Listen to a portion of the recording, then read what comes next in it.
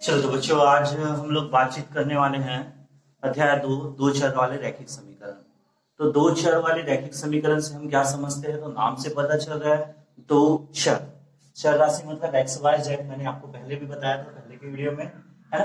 तो दो चर वाला रैखिक समीकरण किसको कहते हैं, तो यहाँ से आप समझिए वह समीकरण जिसमें दो चर हो और चर राशि की अधिकतम घात एक हो। देखो, इससे पहले हम लोग पढ़े वर्ग समीकरण। वर्ग समीकरण में क्या होता था, वह समीकरण जिसमें एक चर हो, एक्स रहता था या वाई रहता था, सिर्फ एक ही रहता था और उसमें चर राशि की अधिकतम घात क्या होता था, दो होता था। तो हम उसको बोलते थे क्या, वर्ग समीकरण या एक चर का द्विघात समीकरण बोलते थे। ठीक है, लेकिन आज का हमारा टॉपिक है दो चर वाला रैखिक समीकरण। तो आपको याद रखना है कि वह समीकरण जिसमें दो चर हो और चर राशि की जो अधिकतम घात हो वो एक हो, मतलब उसमें घात नहीं रहेगा। इसको कहते हैं हम लोग दो चर वाला समीकरण निकाय कहते हैं। ठीक है, जैसे इसको हम लोग प्रदर्शित करते हैं ए एक्स प्लस बी वाई बराबर सी से प्रदर्शित किया जाता है ना। जैसे अब आपको ये देखो, यहाँ पे दो एक्स प्लस तीन वाई बराबर पांच। देखो यहाँ पे एक्स एक चर है, वाई एक चर है, तो यहाँ पे दो चर दिखाई दे रहा है। दोनों की अधिकतम घात, यहाँ पे कुछ नहीं है, मतलब घात एक है। तो हम इसको बोल सकते हैं दो चर वाला रैखिक समीकरण। लेकिन यदि हम ऐसा बोले दो एक्स स्क्वायर प्लस तीन एक्स बराबर पांच, तो हम इसको दो चर वाला रैखिक समीकरण नहीं बोल सकते, क्योंकि ये एक्स है ये एक्स है और दोनों एक्स है मतलब एक चर है। तो ये दो चर वाला रैखिक समीकरण नहीं है। ठीक है, तीन एक्स का वर्ग प्लस पांच वाई बराबर सात। अब देखो हम इसको करते हैं तो यहाँ भी देखो एक चर है, लेकिन यहाँ पे चर राशि की अधिकतम घात क्या है, दो है। तो हम ऐसे को दो चर वाला रैखिक समीकरण नहीं कहते। तो आपको याद रखना है दो चर वाले रैखिक समीकरण को किससे दर्शाते हैं, ए एक्स प्लस बी वाई बराबर सी। एक्स एक चर हो गया, वाई एक चर हो गया, ये संख्या एक नियतांक है। ठीक है, और चर राशि की अधिकतम घात एक है, तो हम इसको कहते हैं दो चर वाला रैखिक समीकरण। ठीक है, अब देखो इसमें भी आपको कंपेयर करना सीखना है। जैसे x के साथ जो मान रहता है वो किसका रहता है, a का। तो a का मान कितना हुआ, दो, a बराबर दो। y के साथ जो मान रहता है वो रहता है b का, तो b का मान कितना हुआ, तो यहाँ पे देखो b बराबर क्या, तीन। ठीक है, बराबर के उस पार होता है c का मान, तो c का मान कितना दिखाई दे रहा है, पांच। ठीक है, तो ये आपको फिर इसमें पढ़ना है जैसे वर्ग समीकरण में हम लोग पढ़े थे। तो यहाँ पे आपको याद रखना कि एक चर वाले रैखिक समीकरण किसको कहते हैं, तो एक चर वाले रैखिक समीकरण वह समीकरण है जिसमें दो चर वाले, माफ करना, दो चर वाले रैखिक समीकरण वह समीकरण है जिसमें दो चर होता है, अधिकतम दो चर होता है और दो चर राशि चर राशि की अधिकतम घात एक होता है, वो कहलाता है दो चर राशि समीकरण निकाय। ठीक है, इसको हम लोग इससे प्रदर्शित करते हैं और एक एग्जांपल के लिए आप ये लिख सकते हो कि ये है दो चर वाला रैखिक समीकरण।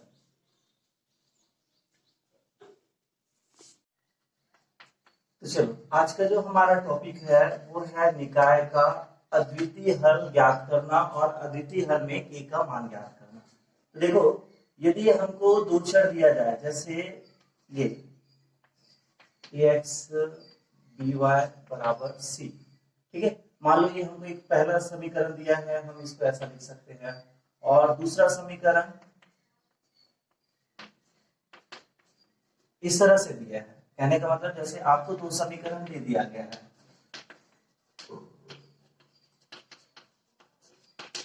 ठीक है, ये आपको दो समीकरण दिए हैं ऐसा टाइप का, है ना।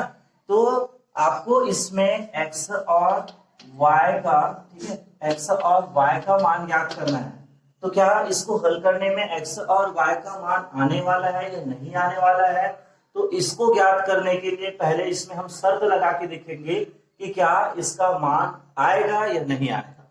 ठीक है, यदि आ रहा है तो हम उसको बनाएंगे, मतलब इसका मान आ सकता है करके हमें पता चला, तब हम इसका मान ज्ञात करेंगे। और हमें लगता है कि इसका मान तो नहीं आने वाला, तो हम इसको बना के अपना समय व्यर्थ नहीं करेंगे। तो वही टॉपिक है आज का, कि आज का जो हमारा टॉपिक है निकाय का अद्वितीय हल। तो निकाय का अद्वितीय हल के लिए आपको ये कंडीशन याद रखना है। देखो क्या, कि जब भी आपको दो चर वाले रैखिक समीकरण दिया जाए, जैसे पहला दे दिया a1x प्लस b1y बराबर c1 और दूसरा दे दिया a2x प्लस b2y बराबर c2, तो निकाय का अद्वितीय हल का कंडीशन ये होता है, निकाय का अद्वितीय हल होगा ठीक है, कब होगा? जब a1 बटा a2 does not equal b1 बटा b2। इस पॉइंट को आपको याद रखना है कि निकाय का अद्वितीय तब ये हल होगा जब a1 बटा a2 और b1 बटा b2 के मान को रखेंगे और वो दोनों का जो अनुपात है वो बराबर नहीं होगा। हम इसको सवाल से समझेंगे। आपको ये सूत्र याद रखना है कि निकाय का अद्वितीय हल किस कंडीशन में होता है? तो a1 बटा a2 does not equal b1 बटा b2, है ना। तो जैसे फॉर एग्जांपल के लिए हम यहाँ से अभी सवाल अगले वीडियो में बनाएंगे। यहाँ पे देखते हैं जैसे a1 b1 और c1, इसका मान आपको मैं लिखने के लिए बता रहा हूँ इस वीडियो में। a1 का मान क्या ज्ञात करते हैं? तो x वाले के साथ जो पहला समीकरण रहता है, पहला समीकरण में पूरा 1 निकलेगा और दूसरा समीकरण में आपका पूरा 2 का मान निकलेगा। तो चलो पहला समीकरण में हम कैसे निकालेंगे? तो यहाँ पे देखते हैं a1 का मान दिखाई दे रहा है। ये पहला समीकरण में जो x के साथ रहेगा वो a1, तो ये हो गया 2, जो y के साथ रहेगा वो b1, ये हो गया 3, और जो विदाउट उस पार रहेगा वो रहेगा c का मान, तो ये हो गया 5। ठीक है, तो पहले समीकरण से a1 b1 और c1 निकला। दूसरे समीकरण से a2 b2 और c2 निकालते हैं। तो a2 का मान, तो पहले दूसरे समीकरण में जो x के साथ रहेगा वो a2 का मान 3, y के साथ रहेगा वो b2 का मान 4, और जो बच गया वो c2 का मान मतलब 6। ठीक है, अब आपको क्या करना है? ये कंडीशन लगाना है a1 बटा a2, इसका मान पहले निकाल लेते हैं। तो a1 बटा a2 का मान क्या है? 2 बटा 3। b1 बटा b2 यदि करते हैं तो b1 बटा b2 मतलब क्या?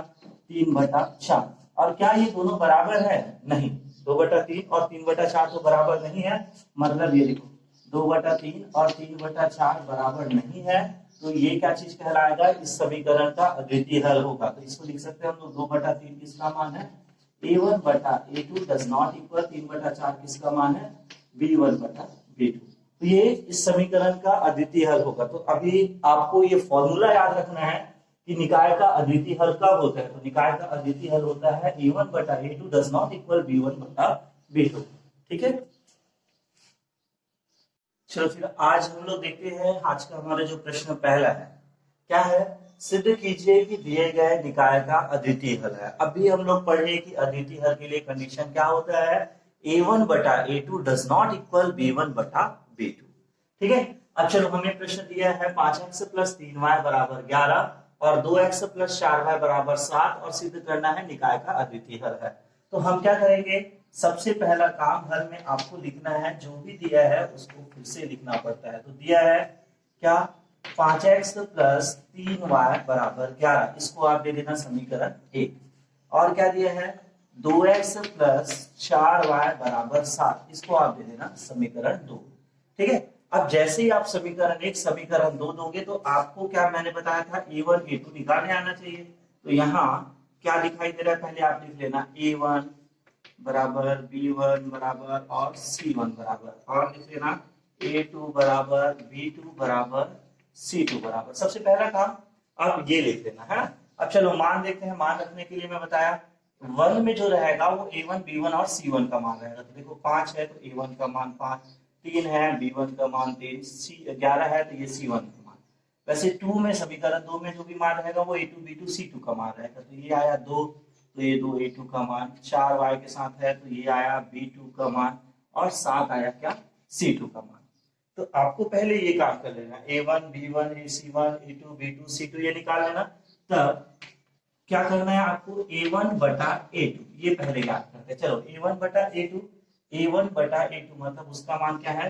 5 बटा 2। यदि ये कट रहा है तो आप काटोगे, तो यहाँ पे तो नहीं कट रहा है। और क्या निकालेंगे हम लोग?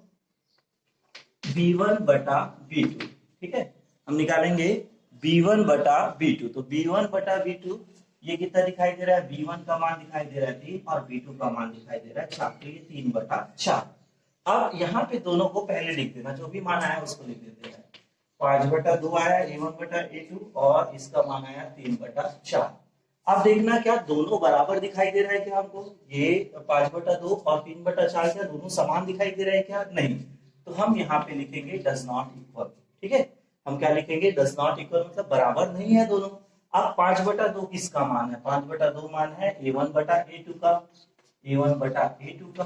डज नॉट इक्वल 3/4 किसका मान है, तो ये b1/b2 का है, तो b1/b2। अब देखो यहाँ पे कंडीशन आ गया क्या, चूंकि a1/a2 does not equal b1/b2 आ गया, अतः निकाय का अद्वितीय हल होगा। ठीक है, ये आपका सिद्ध हुआ। ठीक है, आपको बस ये याद रखना कि आपको जो भी समीकरण दिया है उसको समीकरण 1 समीकरण 2 रखना, a1 b1 c1 a2 b2 c2 इसका मान रखना, और ये a1/a2 b1/b2 निकालोगे। यदि ये दोनों बराबर नहीं आया तो आप बोल दोगे कि इस निकाय का अद्वितीय हल है। ठीक है, तो ये सवाल आप अपनी कॉपी में बना लीजिए। एक बार आ जाते हैं प्रश्न नंबर, फिर प्रश्न नंबर दूसरा है, क्वेश्चन सेम है, सिद्ध कीजिए कि दिए गए निकाय का अद्वितीय हल है ना। हमको फिर से वही सिद्ध करना है कि निकाय का अद्वितीय हल है, और हमें दिया है क्या, 2x + 4y = 11 और 4x + 9y = 15। तो हमें बनाने का जो तरीका है वो सेम तरीका है जो अभी हम लोग हल किए थे। क्या दिया है, पहले काम समीकरण को लिख देना, 2x + 4y = 11 दे देना उसको समीकरण 1। ठीक है, 2x + 4y = 11 को मैं लिख दिया, समीकरण 1 दे दिया, तथा दूसरा जो दिया है कौन सा, 4x + 9y = 15, इसको हम दे देंगे समीकरण 2। ठीक है, अब देखो मैंने बताया था कि समीकरण 1 और 2 जैसे आएगा समीकरण 1 से 1 वाला निकाल लेना, तो मैं यहाँ पे पहले से लिख दिया हूँ a1 b1 c1, बस मान रखते हैं। a1 का मान 2, b1 का मान 4, c1 का मान 11। ठीक है, a2 का मान क्या दिखाई दे रहा है 4, b2 का मान क्या दिखाई दे रहा है 9, और c2 का मान क्या दिखाई दे रहा है 15।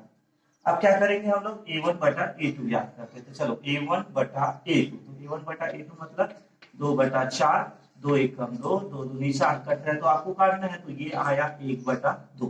ठीक है, b1/b2, तो b1/b2 कितना दिखाई दे रहा है 4/9, ये तो नहीं कटने वाला, तो हम इसको 4/9 ही लिखेंगे। अब दोनों में कंपेयर करेंगे, दोनों को लिख देना, तो ये दिखाई दे रहा है क्या 1/2 आया, और दूसरा क्या आया 4/9। तो क्या दोनों बराबर है, नहीं, दोनों बराबर नहीं है, तो डज नॉट इक्वल।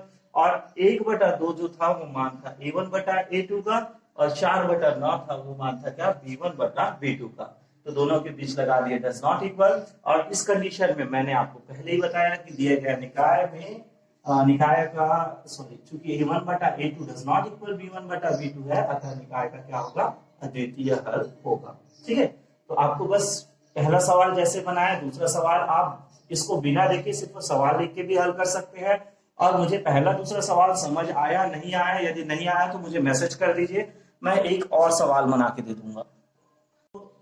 स्क्रीन में होमवर्क दिखाई दिया जा रहा है, प्रश्न वही है अभी जो आपने पहला दूसरा बनाया, कि सिद्ध कीजिए कि दिए गए निकाय का अद्वितीय हल है। पहला 5x + 13y = 9, दूसरा 3x + 4y = 8, और 4x + सॉरी यहाँ पे क्वेश्चन गलत लिख लिया हूं मैं, 4x + 6y = 11, और 12x + 12y = 12। तो आपको ये दोनों सवाल बना के मुझे व्हाट्सएप पे अपना जवाब मुझे मैसेज करना है, और पहला दूसरा जो सवाल बताया हूँ उसको भी आप अपनी कॉपी में लिखोगे, और ये सवाल भी आप अपने कॉपी में बनाकर मुझे तुरंत व्हाट्सएप में इस सवाल का फोटो सेंड कीजिए बना के। हाँ, तो हम लोग प्रश्न पहला टाइप का तो हम लोग पढ़ चुके हैं कि निकाय का अद्वितीय हल है ये सिद्ध करना। अब हमारा क्वेश्चन थोड़ा सा डिफरेंट है, प्रश्न नंबर दूसरा, ये दूसरा टाइप का प्रश्न है। हमको क्या करना है, k का मान ज्ञात करना है जब निकाय का अद्वितीय हल है। तो देखो k का मान ज्ञात करने के लिए, निकाय का अद्वितीय हल के लिए आपको क्या कंडीशन याद रखना, तो सबसे पहले तो अद्वितीय हल का सूत्र याद रखना, a1/a2 does not equal b1/b2, है ना। और आपको तिर्यक गुना करने आना चाहिए, बाकी तो सवाल में कुछ नहीं रखा है, चलो हल करते हैं, साथ में समझ आ जाएगा। हल पहला काम वही है, दिया है निकाय, क्या क्या दिया है, kx + 3y = 5, और क्या दिया है 4x + 2y = 7, है ना।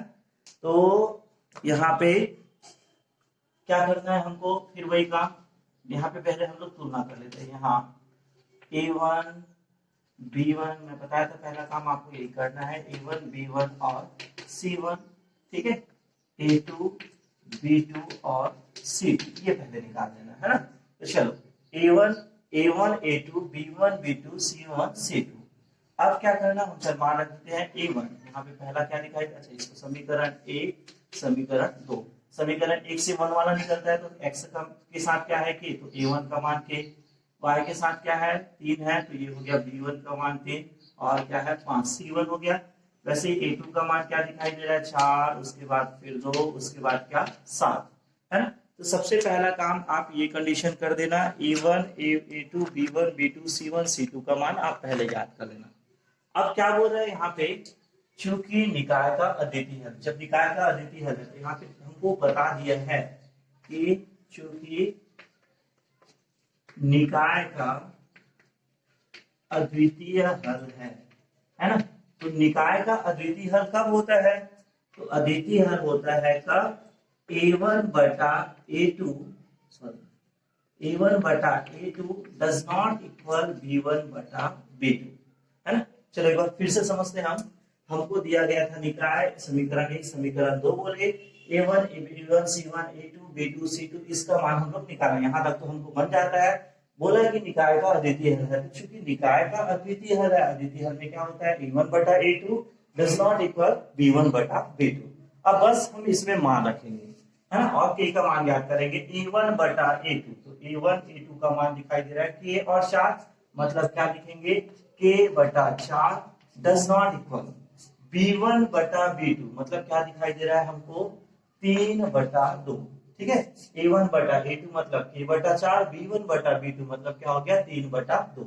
अब यहाँ पे हम करेंगे क्या, तिर्यक गुणा। जब भी आपको यहाँ पे ऐसा सवाल आए तो तिर्यक गुणा करेंगे, तो तिर्यक गुणा का मतलब होता है तिरछा गुणा, ये ऐसा तिरछा गुणा करेंगे तो k के साथ तिरछा किसका गुणा होगा 2 डज नॉट इक्वल 3 के साथ किसका तिरछा गुना होगा तो 4 का, तो 3 गुना 4, ठीक है।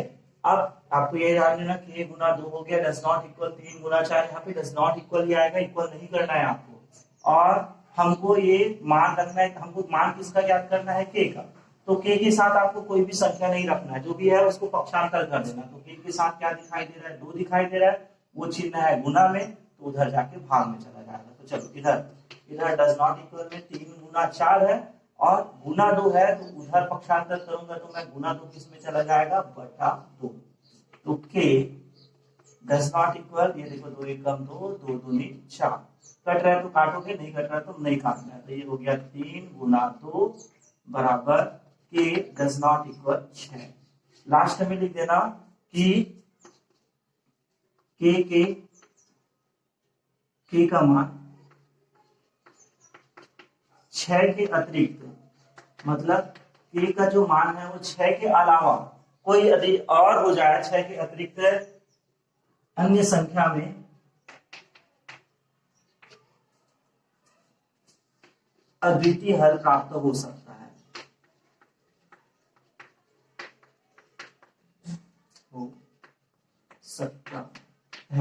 ठीक है। आपको ये याद रखना कि k का मान 6 नहीं होना चाहिए, डज नॉट इक्वल है मतलब 6 के अतिरिक्त रहना चाहिए।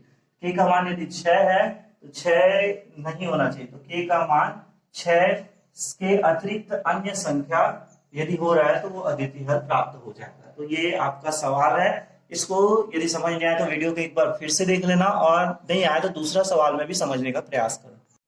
तो हम लोग एक और सवाल बना के देखते हैं, इसका प्रश्न है दूसरा टाइप का, k का मान ज्ञात कीजिए जब निकाय का अद्वितीय हल है। तो निकाय का अद्वितीय हल हमको प्रश्न दिया है 5x प्लस ky बराबर 10, 10x प्लस 2y बराबर 4। तो मैं यहाँ पे लिख के रखा हूँ, चलो हल करते हैं। दिया है पहला निकाय हमको क्या दिया है 5x प्लस ky बराबर 10, ठीक है, और दूसरा निकाय क्या दिया है हमको 10x प्लस 2y बराबर 4। तो ये हो गया समीकरण 1 समीकरण 2, ठीक है। तो चलो समीकरण 1 से हम लोग निकालते हैं 1 वाला मान, तो a1 का मान क्या दिखाई दे रहा है 5, b1 का मान क्या दिखाई दे रहा है k, और c1 का मान क्या दिखाई दे रहा है 10, ठीक है। a2 का मान हमको क्या दिखाई दे रहा है 10, b2 का मान हमको क्या दिखाई दे रहा है 2, और c2 का मान हमको क्या दिखाई दे रहा है 4, ठीक है। तो पहला काम आप यही करना कि समीकरण 1 समीकरण 2 यहाँ से a1 b1 c1 a2 b2 c2 का मान पहले निकाल लेना। अब हमको वही बोला है कि निकाय का अद्वितीय हल है, तो निकाय का अद्वितीय हल में क्या होगा a1 बटा a2 does not equal b1 बटा b2। ठीक है, तो चलो हम फिर वही मान रखते हैं a1 बटा a2, a1 बटा a2, तो a1 का मान 5, a2 का मान 10, ये रख देते हम लोग क्या 5 बटा 10। फिर डज नॉट इक्वल है तो डज नॉट इक्वल रखना है, बराबर नहीं है करके, और b1 बटा b2, तो b1 बटा b2 का मान क्या दिखाई दे रहा है a बटा 2। ठीक है, अब मैंने आपको बताया कि क्या आपको तिर्यक गुणा करना है। यहाँ पे फिर जैसे ही आए k का मान याद करने के लिए आपको क्या करना है, तिर्यक गुणा करना। तिर्यक गुणा मतलब तिरछा गुणा, तो चलो गुणा करते हैं। 5 के साथ किसका गुणा हो रहा है 2, तो 5 गुणा 2। ठीक है, और k के साथ किसका गुणा हो जाएगा, तो k गुणा 10, है ना, 5 गुणा 2 और k गुणा 10। अब क्या करेंगे, सॉरी यहाँ पे डज नॉट इक्वल है ना, डज नॉट इक्वल रहेगा। मैंने बताया था कि k का मान ज्ञात करना है, तो उसके साथ जो भी संख्या रहा है उसको अगले साइड पक्षांतर करो। तो k के साथ अभी क्या दिखाई दे रहा है 10 है, वो गुणा में है, तो उसको इधर लाओगे। तो इधर पहले से क्या है 5 गुणा 2 बटा, गुणा 10 था वो बटा 10 में आ गया, डज नॉट इक्वल k। तो चलो काटते हैं, 2 एकम 2, 2 पंचे 10, 5 एकम 5, 5 एकम 5, मतलब 1 गुणा a does not equal k, मतलब k डज नॉट इक्वल 1 गुणा 1 मतलब 1। अतः k का मान जो है वो 1 के अतिरिक्त और अन्य मान हो सकते हैं, लेकिन 1 नहीं होगा जिसमें वो अद्वितीय हल प्राप्त हो।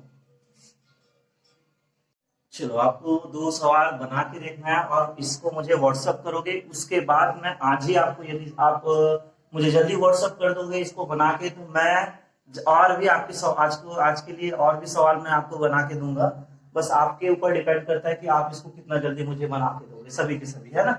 तो क्वेश्चन ये 2 होमवर्क का आप फिर को बनाना है आपको। k का मान ज्ञात कीजिए जब निकाय का अद्वितीय हल है। तो क्वेश्चन ये है 8x प्लस ky बराबर 16, 4x प्लस 3y बराबर 12। तो a1 b1 c1 का मान है, a2 b2 c2 का मान है। कंडीशन में तो लगाना है आपको a1 बटा a2 does not equal b1 बटा b2। तो अभी जो हम लोग बनाए 2 सवाल वैसा ही बनेगा। ये देखो 2x प्लस 3y बराबर 9, kx प्लस 4y बराबर 10, इसको भी आपको बनाना है। ठीक है, तो आज के लिए 4 सवाल और 4 होमवर्क है, ये बनाइए और बना के मुझे व्हाट्सएप सेंड कीजिए। मैं आप लोगों का आंसर देखूंगा, यदि सही आया तो फिर मैं आपको अगला सवाल दूंगा और गलत आया तो मैं उस सवाल को बना के आपके पास भेजूंगा।